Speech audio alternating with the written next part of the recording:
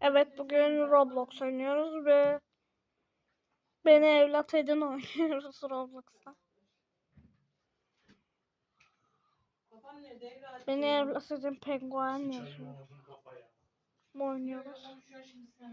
Çok tatlı. Şunun tipe bakın.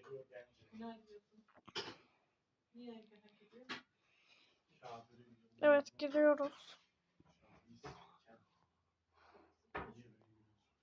İnşallah girecek. Yükleniyor, kaydet. Efendim?